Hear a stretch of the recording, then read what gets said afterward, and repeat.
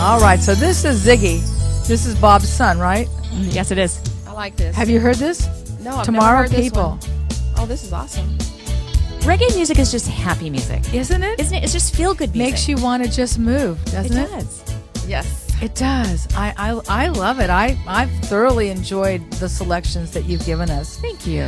All right. So back to your Ageless. Well, so that's the name. It's called. People can find you at www.ageless. That's spelled AJLISS.com. That's pretty clever. Did you? Is there a backstory about how you spelled ageless? Actually, it wasn't my idea. Oh. I was kind of wooed by the current owner of the clinic, who had a couple brand new nurses and needed someone to come over and lead the clinic about 4 years ago. All right. So it took a while for him to talk me into leaving a really good position I had with a wonderful medical aesthetic clinic in Rancho Cucamonga. And he talked me into being a business partner, and the name was Ageless, AJLISS. And I looked at it at first, and I went, Ageless. How you say that? And then it clicked. I went, ageless. Oh, ageless. And I love the play on words. I'm like, I'm hooked on phonics. Work for me. So I didn't realize. He said, "Do you want to change the name?" I said, "No, it's great. I love it." Well, patients that have been coming to us for 3 years now still say, "Oh, I go to Agelie." Oh, that's so funny.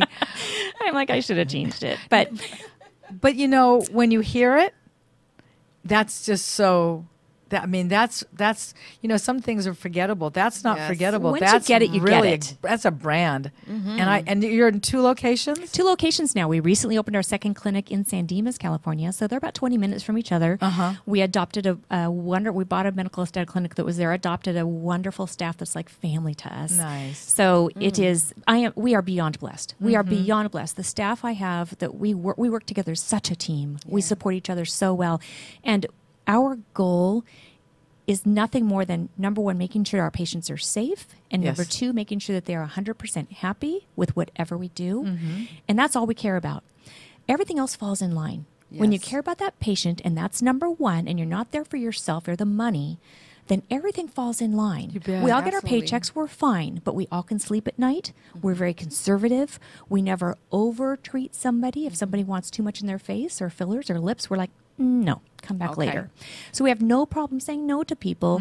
And some people might go somewhere else, and that's okay, because I don't want my signature on something overdone. So we like people very natural, and we like people, we don't even advertise per se. We have a slow organic growth by word of mouth, and it's just a wonderful, wonderful way to grow our business. And we went from 0 to 2,000 people in 2 years. Oh, that's terrific. Wow, that's really good. Yeah, that's and amazing. Do you take insurance? I mean, are people allowed to have, or no? For medical aesthetics is like cosmetic dermatology. I so see. it's a cash basis. It is. Yes, Okay. it is. I didn't know it, so I guess there's no dumb questions if you don't know. And here's what I love. When I worked in family practice as a family nurse practitioner, I was constantly struggling with HMOs. Yes. And I would need to get an MRI on a patient, and I had assessed that patient, and I knew what was wrong, and I'd have to put in an authorization request. And I say this, I have to submit it to the college, the board of high school seniors, because I got so frustrated because they would deny this request, and they didn't know that patient. They hadn't seen that patient. So it would be very frustrating, and I don't miss that at all. I bet you don't. Not at all. I bet you don't. And frankly, since it's upfront and understood, takes a lot of it out of the patient's hands too. It's like, oh gosh, I have to wait. I don't know. It's just, it is what it is. Correct? Exactly. Gosh. So you mentioned Botox, so you do that. What are some of the other services that you would provide to somebody? We have it's a very full service. Our clinics are very full service medical aesthetics, and a lot of people don't know what medical aesthetics is. So maybe you could explain that. So Botox and Dysport, we do both Botox and Dysport. 2 of the Botox and Dysport. What is? There are 3 different types of FDA approved botulinum toxin type A. There's only 3 in the country. That's the only thing that's illegal to use. That's Botox, Dysport, and Xeomin, made by 3 different pharmaceutical companies. So if anything else is given to somebody, it's not legal. All right. So we use 2 of them because 2 of them confuse my patients enough. The third one I don't bring in because it would confuse them even more. Right. But they're the same drug. It's basically you're giving somebody. I tell them it's like Advil and Motrin. Pick one, see if you notice a difference. If you do, great. If you don't, great. We do a lot of the dermal fillers, which are the Restylane, the Juvederm, things like that help to revolumize when people have lost volume. They're injectable gels. Injectables. And they're made out of hyaluronic acid, which is something you already have in your body. It's in your eyes, it's in your joints, but they've made it, cross-linked it, so that it doesn't break down as quickly as it does in your body. So it might break down in 6 months rather than 2 days. So it gives you volume back where you've lost volume. So I always tell people, if you've got a wrinkle from a muscle contraction, Botox, it relaxes muscles. If you have sagging from loss of volume, then put a filler in to revolumize. The trick is you put the filler in where someone's lost it, not where they don't lose it. So a lot of people go for the nasolabial and marionette lines, and people start looking like monkeys. We lose volume in our cheeks. If we put volume in our cheeks, it lifts up everything else. So we've got to put it where you've lost it. I tell people, if we put it where you've lost it, you look rested and not done. That's the whole trick. Oh, that's amazing. That's really, and if you have that type of treatment, is that something that you have to then repeat 6 months from now, a year from now? How long does something like that last? Typically, it does depends. it depend? Yeah, it depends. Depends on the type of filler used. Some last 6 months, some last 2 years. There are some that are permanent. I do a treatment called Sculptra. It helps you rebuild your own collagen. So it's your own tissue. So you slowly grow it over time, and as you age, it's your own tissue. You're going to age naturally, but you'll have more collagen than you would have had from the get-go. Oh, that's So we do all the lasers, laser hair removal, all the laser resurfacing. So we do have all the different laser treatments for pigment and melasma, several types of treatments that we provide. You told me about a treatment for the abdomen where it shrinks. Can you? I want to hear about that, actually. Mona's like, let me hear about the Yes, 'cause fat-killing machine. I'm going to try that, I think. Okay. We do a treatment called Ultra Shape. Okay. And it is, if you look on Real Self, it is very highly rated as far as people having a very positive response to it, thumbs up. Okay. It is ultrasound fat destruction. It's permanent. You're born with a certain number of fat cells. You're going to die with that many unless they're sucked out, like that? cut out, or Yeah. killed. So this treatment kills layers of fat cells. So when we do about 3 sessions, you lose about 20% of the volume of the fat that we've treated. And it's forever. It's permanent. And it doesn't hurt. That's the best thing. There's no downtime and it doesn't hurt. You can read a book while we're doing it. Okay. Oh, I like that. Would you treat somebody that had spider veins in their legs? I do all the time.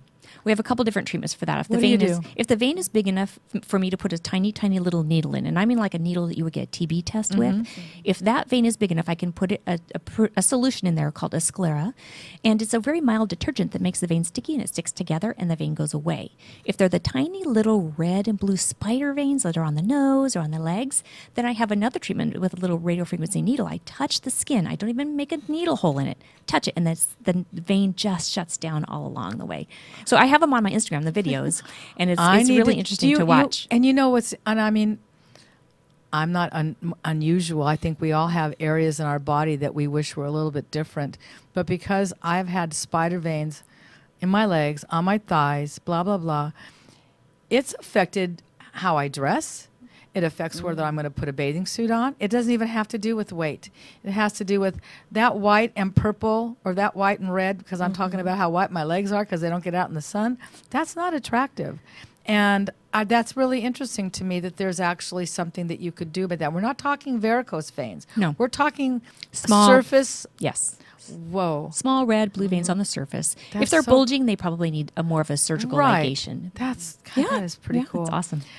I want to talk a little bit more, Mona, about these books and, how you use them. One is a journal. Tell me about your books. Well, the first book is actually... And the title. It's called From Student to Nurse, Surviving the Journey as Painlessly as Possible.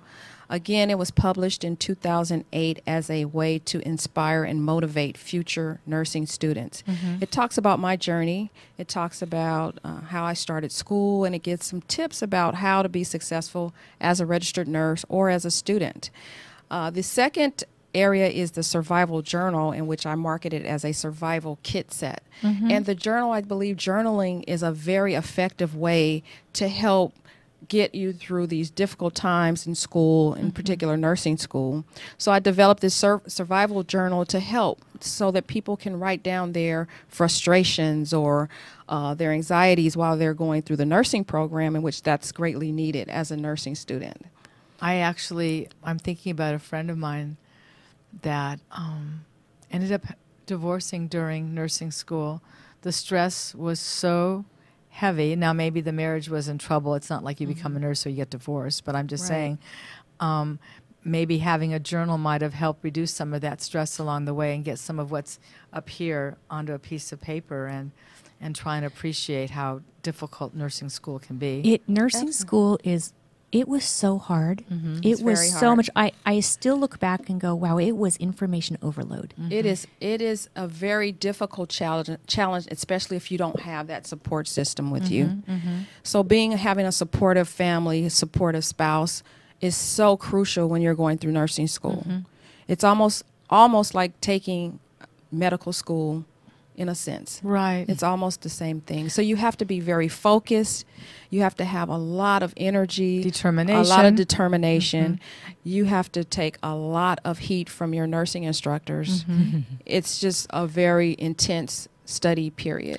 And time management. And, we don't want to scare people because clearly you're both nurses and you successfully went through your programs and then some, got additional degrees. Mm-hmm. So I don't think you're saying, so, if you're of the faint of heart, then, bypass this and you could, be a dog walker. You're just saying that you have to recognize going into this what those expectations are. Well, I say if you're at the faint of heart, that it may not be your profession because you're going to take a lot of bull from a lot of doctors, from your own colleagues, from administrators, and from patients and their families.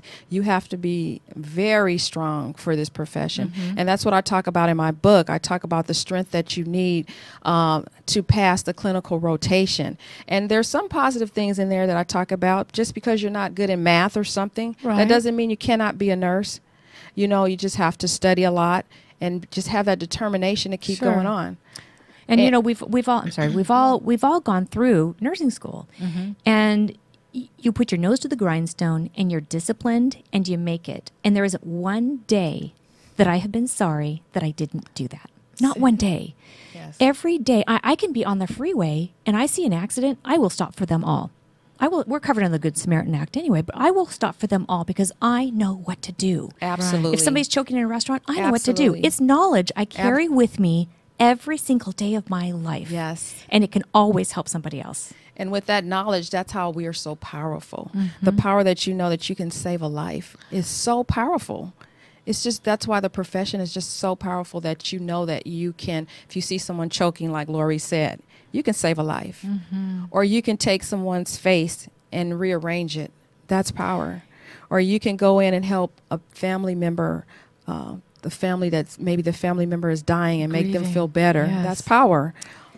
Nursing is just such a powerful profession that people just don't realize how powerful it is. So here's the power. I just thought of this, and we hadn't even mentioned this before. When I was in my first year of nursing school, I was working as a nurse's aide, which we like to do to learn, to look, to see what we're getting into. So I was working as a nurse's aide. A patient had given me a handful of candies, the little round ball candies, and I put one in my mouth at the nurse's station, and somebody's light went on. And I kind of tucked it aside in my cheek and walked down to the room and said, "Hi, what can I do for you?" And he said, "I want water or something." And I said, "Okay." And I went to take a breath, and the ball went right down into my trachea. Wow. I couldn't breathe.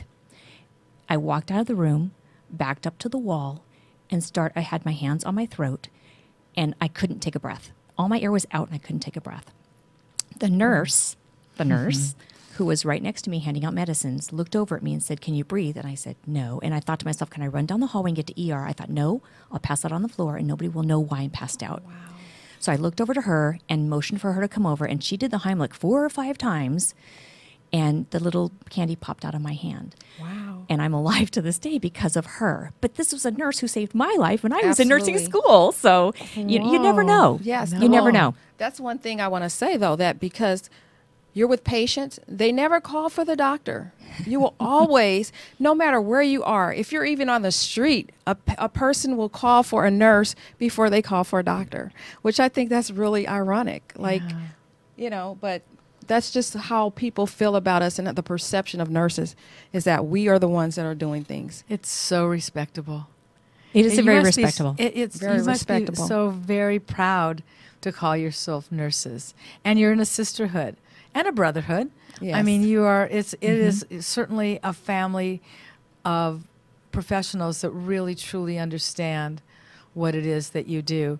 And Lori, I know that you had mentioned something about being a sheriff, but I this lady, she is really something besides Peel that. back the onion, Yes. Marsha. Let's just at least peel one level of this part, because let's talk a little bit about General Hospital, that show that was on CBS ABC, General Hospital. Why do I bring General Hospital up when I look at you? Well, I worked on that show for about 19 and a half years. And a little backstory to that, I auditioned to be on a show. When I went to Pepperdine, one of my friends ended up being a casting agent. And she called me and said, Lori, go audition for this TV show. And I said, no. She said, go audition. So I auditioned, went back for a callback, got the part. It was called Group 1 Medical. It lasted about a year. But the director of that show ended up directing General Hospital part-time. He said, Lori, come on over and see if you can audition to be on General Hospital. So I went over and auditioned, and the producer, one of the Wes Kenny at that time and Bob Bardo, two amazing, wonderful men, they looked at me and said, well, you know what? We really need a new medical consultant for the show. And if we cast you as a character, we could kill you off. So do you want to be a medical consultant? And you're union, so we'll just put you on as a nurse. I said, sure. So I did that. I got all the scripts sent to my home. I rewrote the medical dialogue. I would order all the props. I would deal with long-term and short-term storylines with all the writers. Sometimes if they wanted to veer off and have somebody paralyzed and then walk again, I would say, take my name off the credits. But in general, there were a lot of storylines that I was very proud of. We had an HIV storyline that got a lot, years ago, if you remember that got a lot out into the public as far as HIV. We had a breast cancer storyline. We had a pediatric heart transplant storyline, and I had a lot to do with those, and I was so proud of that. We would do PSAs after the show and had numerous people who wanted to know about organ donation. So there were a lot of great things that came out of that. So for 19 and a half years, I did that. And then when I got my own business as far as being a nurse practitioner, I didn't have time to get into LA to do the show as much as I had. I'm trying to just grasp your life. So while you were doing all of that, had you already received all your credentials? You were already... No, actually, I was in my master's program while I was working on General Hospital. Oh, sure. I remember had studying time. in the green room. I'd have big medical surgical books in my lap on the green room. In the green room. Brave. Imagine. That's brave. Oh my gosh. Get up, stand up. You know the words? Get up, stand up. We're going to take a very brief station break because you aren't going to believe this, but this hour has just about concluded. That's how fast it goes when we're having a good time. Really? So stay tuned, everybody. We're taking a quick station break, and we'll be right back with Mona and Lori. Stay tuned.